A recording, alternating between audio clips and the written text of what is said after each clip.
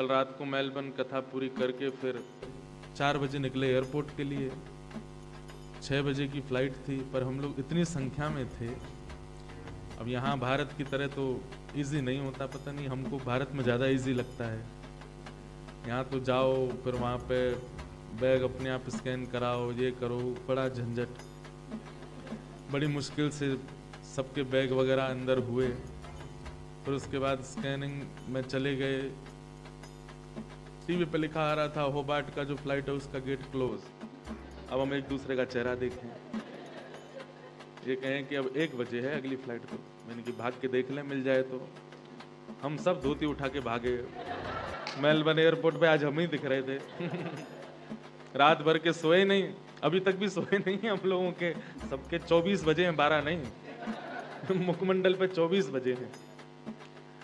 भागे महाराज जैसे तैसे। अब जिस हवाई जहाज में हम आए उसके गेट ही कोने में जाके हैं, तस्मानिया की तरह कोने में है। जैसे तैसे उसके गेट पे पहुंचे तो पता चला कि नहीं खुले हैं, हम ही अंतिम थे।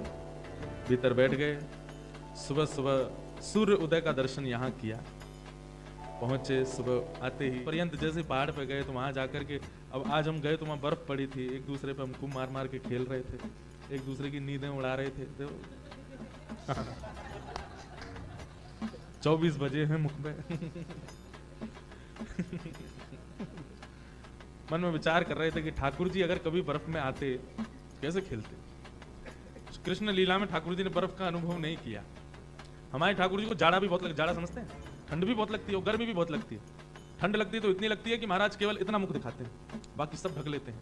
और जब गर्मी लगती है तो इतनी कि केवल कॉपीन में घूमते हैं और कुछ पहनते ही नहीं है। तो आज हम विचार कर रहे थे कि ठाकुर जी अगर वृंदावन में कभी बर्फ पड़ी होती तो मधुमंगल श्रीरामा की क्या स्थिति होती। गोपियों के घर में फिर कंकड़ नहीं फेंके जाते, बर्फ की गोलाई बना करके उन्हीं को मारते ठाकुर जी। उनसे ही सुंदर सुंदर आकृतियां बना बना करके सब गोपियां आनंद करती। ऐसी भावना आ रही थी। तो बस ऐसे ही जहां भी जाओ कृष्ण अनुभव किया करो।